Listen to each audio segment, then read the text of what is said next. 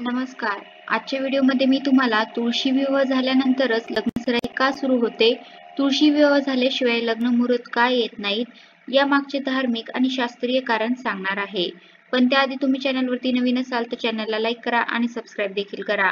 कमेंटमध्ये श्री स्वामी समर्थ किंवा ओम महालक्ष्मी नमः लिहायला विसरू नका.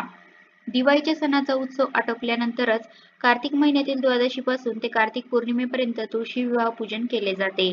दिवाळीप्रमाणेच हा सण उत्साह आणि जल्लोषात साजरा केला जातो. एकदाचे हे तुळशी विवाह आटोपले की सर्वत्र लग्नसराईचे वेध सुरू होतात. उपवर झालेल्या मुला-मुलींच्या घरी लग्नासाठी बघण्याचे कार्यक्रम सुरू होतात. लग्न ठरतात आणि जल्लोषात विवाह सोहळे देखील पार पडतात. मात्र तुम्हाला हे माहिती आहे का? तुळशी विवाह झाल्यानंतरच लग्नसराई का सुरू होते? तुळशी विवाह झाल्याशिवाय लग्न मुहूर्त का येत नाहीत?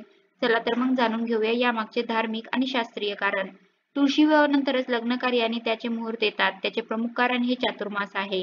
चातुर्मास म्हणजे धर्मशास्त्रानुसार आषाढ शुद्ध एकादशी ते कार्तिक शुद्ध एकादशी हा 4 महिन्यांचा काळ. असे मानले जाते की कार्तिक शुद्ध एकादशीच्या दिवशी श्री विष्णू झोपेतून जागे होतात आणि चातुर्मास संपतो. विष्णूच्या या जागृतीचा जो उत्सव करतात त्याला प्रबोध उत्सव असे म्हणतात. म्हणून कार्तिक शुद्ध एकादशीला प्रबोधिनी एकादशी सुद्धा म्हणतात. या चातुर्मासाच्या काळात अनेक व्रतवैकल्य उपासना केल्या जातात.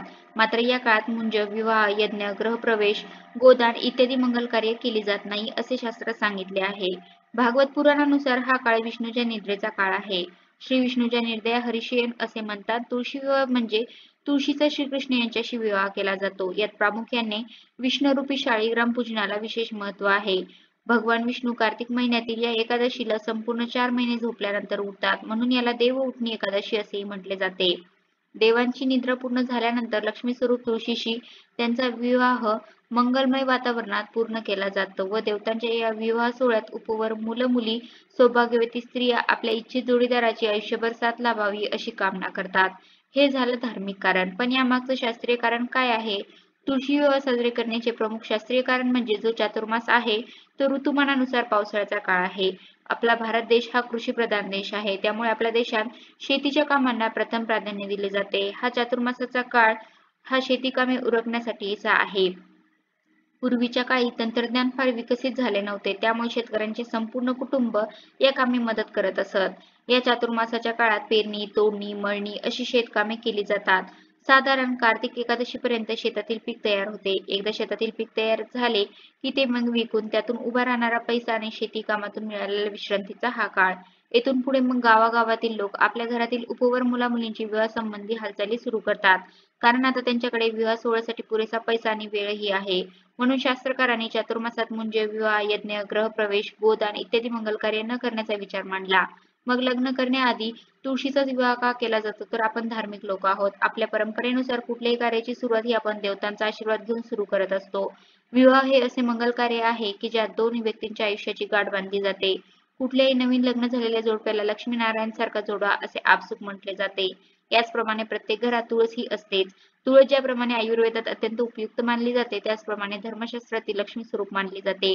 तिचे पूजन केले जाते आणि म्हणूनच विवाह कार्याची सुरुवात करण्यापूर्वी तुळशी विवाह केला जातो.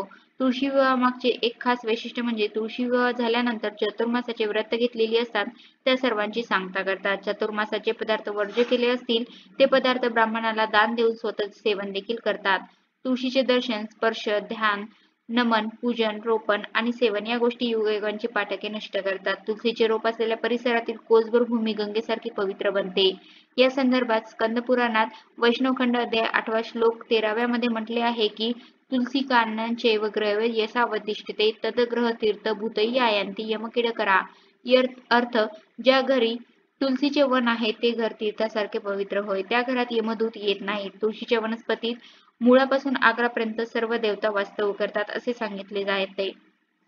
तुळशी वृंदावनात राहते ती श्री विष्णूला परमप्रिय आहे. तुलसी दलाविना श्री विष्णूची पूजा केल्यास ती व्यर्थही ठरते. पद्मपुराणात म्हटले आहे की सुवर्ण, रत्ने आणि मोती यांची फुले श्री विष्णूला वाहिली तरी त्यांना तुलसी दलाच्या 16व्या कलेचेही सर येणार नाही. तुळशीपत्र ठेवल्यापासून किंवा तुलसी दलाने प्रोक्षण केल्यापासून श्री विष्णू नैवेद्य ग्रहण करत नाहीत.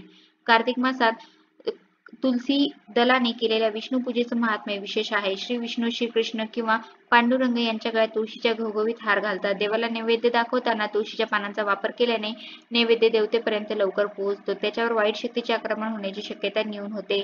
तुळशी वनस्पती वायुमंडलातील सात्विकता खेचण्यात आणि ती प्रभावीपणे जीवाकडे प्रक्षेपित करण्यात अग्रेसर आहे. ब्रह्मांडातील श्रीकृष्ण तत्व खेचून घेण्याची क्षमता तुळशीत अधिक असते. तुळशीच्या पानाने नैवेद्य दाखवल्याने सात्विक अन्नातून प्रक्षेपित होणाऱ्या सूक्ष्म लहरी तुळशीच्या पानांकडून ग्रहण केल्या जातात.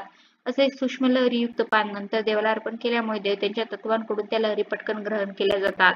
अशा प्रकारे अर्पण केलेले अन्न तुळशीच्या पानांच्या माध्यमातून देवतेपर्यंत लवकर पोहोचून देवता लवकर संतुष्ट होण्यास सहाय्य होते. अन्नावर आलेले रजतम कणाचे आवरण तुळशीचे पान नैवेद्यावर ठेवल्यामुळे न्यून म्हणजे अगदी कमी होते. तुळशी दलातून प्रक्षेपित होणाऱ्या सात्विक लहरीमुळे नैवेद्याभोवतीचे वायुमंडल शुद्ध झाल्याने नैवेद्यावर वाईट शक्तीचे आक्रमण होण्याची शक्यताही न्यून होते.